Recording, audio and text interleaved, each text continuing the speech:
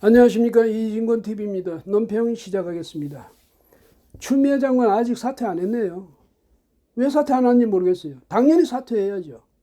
그런데 본인은 앞으로 검찰 개혁에 더 매진하겠다고 이렇게 말했다면서요. 거기야 뭐 서울 동부지검에서 그 족쇄 다 풀어줬으니까 홀가분해졌겠죠. 그러니까 다시 이 검찰 개혁의 칼을 마음껏 휘둘러 보겠다. 이런 결의에 차 있는지도 모르죠. 참 기가 막히는 사람입니다. 예. 이 추 장관은 특히 말이죠. 인성과 인격 이 점에서는 큰 결함을 갖고 있다고 저는 생각합니다. 그 결함 중에서도 두드러지는 것이 수치심이 없다는 겁니다. 수호지심이 없다. 이건 인격의 결함 중에서도 아주 큰 결격사유죠. 그러니까 이런 사람이 고위공직에 있어서는 안 되는 것 아닙니까? 추 장관 그동안에도 보면 말하는 게 아주 못됐게 했죠. 예? 그리고 남을 아주 조롱하고 무시하고 뭐 예사를 했습니다. 특히 이제 대통령이 윤 총장 좀 어떻게 해봐 이랬던 모양이에요. 아마 그러니까 윤석열 검찰총장. 그래서 공공연하게 조롱하고 모욕 주고 그러지 않았습니까? 그리고 거짓말도 예사를 해요. 거짓말이 들통났는데도 전혀 그 얼굴빛도 안 바뀌고 뭐 검찰 개혁에 매진하겠다는 사람입니다. 이 사람이. 전번에 그 국회에서 답변할 때마다 뭐라고 했습니까? 왜? 지난 1일이었죠. 국회 예결특위에서 답변하면서 아니 보좌관이 뭐 때문에 사적인 지시를 받겠느냐.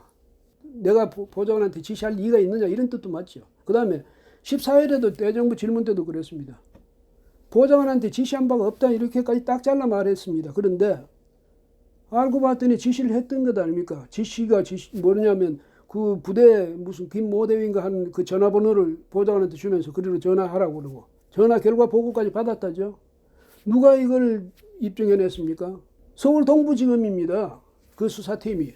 그 수사팀이 어떤 수사팀입니까? 그 수사팀이.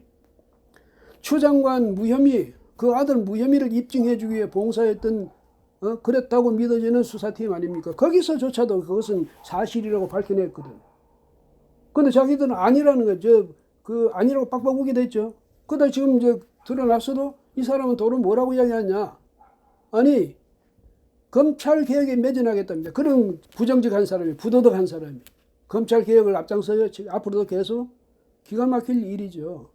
그리고 그 황희라는 국회의원, 민주당, 그 사람은 무슨 현일병 있잖아요. 당시에 그 참 현병장, 그 당시 당직 사병이었죠. 이 사람이 이제 서모 씨, 추 장관의 아들하고 통화를 했다고 이야기를 했는데 그 때문에 이제 문제가 발단이 됐는데 그 사람 보고 이건 단독범이 아니다. 뒤에 배후가 있다. 이런 식으로 주장을 하지 않았습니까? 추 장관 아들 구하기 위해서 다른 젊은 사람을, 진실을 말한 그 젊은 사람을 완전히 범죄자로 만들어버린 겁니다. 이 책임 누가 질 겁니까? 그 서울 동부지검 말이죠. 김관정 지검장. 이 사람은 지난 8월 11일 인사해서 그쪽으로 서울, 그러니까 대검의 형사부장에서 서울 동부지검 지검장으로 갔죠. 근데 영전된 셈입니다. 그때 추 장관이 뭘 기대할까 이런 생각을 안 했겠습니까? 또 거기 수사팀에 최근에 합류했던 그 수사검사 이 사람은 전에 그 수사를 맡았을 적에 중요한 진술을 누락시켰던 그 사람입니다. 그 사람을 다시 수사팀에 보강한다면서 거기 넣었거든요. 뭘 기대했겠습니까? 그 기대에 걸맞게 그 기대에 부응해서 그랬는지 어쨌든 전부 무혐의 처리해 줬습니다. 대단하죠. 그래놓고 이게 이 검사들 말이죠. 그렇게 해놓고도 전혀 뭐 부끄러움 없는 것 같아요. 그것도 뭐 부끄러움 없는 수치심 없는 이것도 전염이 됩니까? 아니 검사라면 말이죠. 법률 지식에 있어서는 남다른 사람들 아닙니까? 그 다음에 판단력이 이것도 남보다 더 뛰어났다고 인정되죠. 그래서 검사를 하고 있는 거 아닙니까? 그러니까 적어도 대한민국의 민주법 질서를 우리가 수호한다. 이런 자부심은 갖고 있겠죠. 그런 사명감도 갖고 있을 것이고 그런 사람들이 그 지식을 그 능력을 추 장관도 아니고 그 아들의 무혐의를 위해서 거기에 활용했어요. 참 한심한 노릇이죠. 창피한 노릇 아닙니까?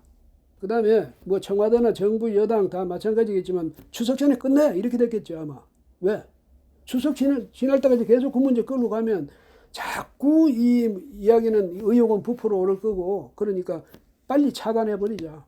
처음에는 국민들도 이해를 잘 못하겠지만 이제 조금 지나고 나면 결정이 이미 나고 나면 국민들은 뭐 잊어버려.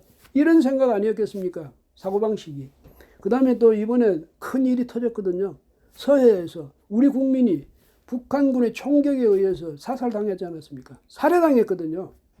거기다가 그 시신에다 기름 끼얹어 불을 질러버렸다는 것 아닙니까? 이런 천인공날 이런 만행을 저질렀단 말이죠. 국민들이 깜짝 놀라서 전부 시선이 그쪽으로 쏠렸죠.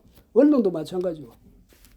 그렇게 되니까 동부지검으로서는 아주 잘 됐지. 이 기회는 이때다 이래가지고 싹 뭐 추미애 문제를 싹 잘라버린 거죠.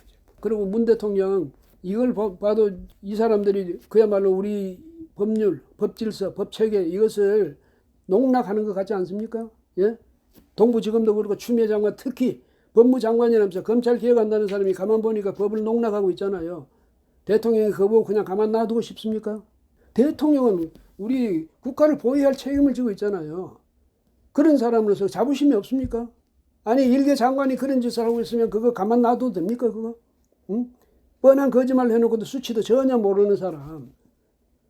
이러니까 대통령은 당연히 만약에 추미애 장관이 사퇴를 하지 않으면 해임해야죠. 언제까지 붙들고 있을 겁니까? 국민의 뜻은 나하고 상관없어 이겁니까? 그래서 요새 말이죠. 그 제작거리에서는 무슨 이야기가 우스갯소리가 나도냐면 아니 술은 마셨지만 음주운전 아니야 이런다는 것 아닙니까? 그게 옛날에 뭐 어떤 연예인이 음주운전 걸려서 그렇게 했다는 말인데 요새 그게 패러디되고 있답니다. 왜? 아니 군무 이탈은 했지만은 그건 타령은 아니야 뭐 이런 식으로 전화는 했는데 청탁은 아니야 이렇다는 거예요. 이런 식으로 저작거리에서 대통령이나 장관이나 정부에 대해서 조롱인 조소가 만연하게 되면요. 그것이야말로 정부로서는 가장 큰 위험 경고다. 이걸 인식을 해야죠. 그러니까 대통령은 추 장관 빨리 털어내세요. 국민의 자존심 때문에라도 그건 털어내야 됩니다. 국민의 자존심 상해서 못 견디겠다는 거예요. 저런 거짓말쟁이가 대한민국의 법무장관을 하고 있다니 이래서 말이죠. 그거 이제는 뭐 검찰 개혁도 대충 끝났다면서요. 그런데 왜 그렇게 고집하고 있습니까? 그리고 이낙연 더불어민주당 대표 무슨 뭐 검찰 수사 결과를 받아들여야 한다 이렇게 강조를 했다는데 받아들여야죠. 그럼 받아들이세요.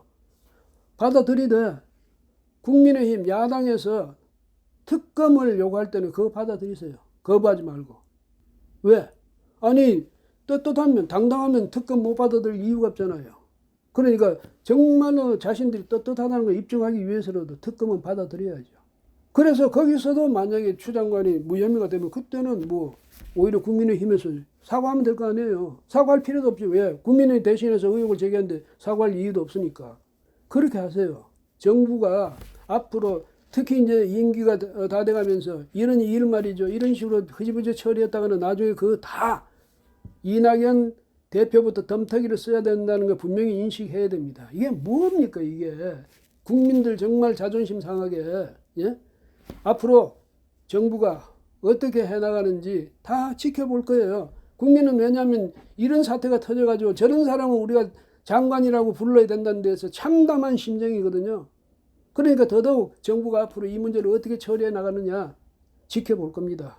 그러니까 제발 좀 잘하세요. 잘해야지.